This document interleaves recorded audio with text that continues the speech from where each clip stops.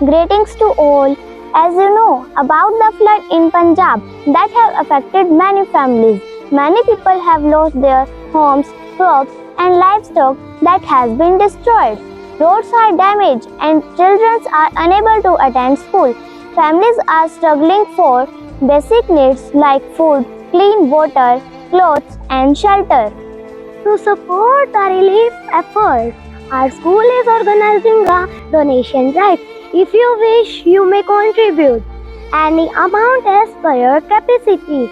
Your small help can bring a big change in the lives of those who are facing. Let us come forward with compassion and stand together for Punjab in this time of need. Thank you.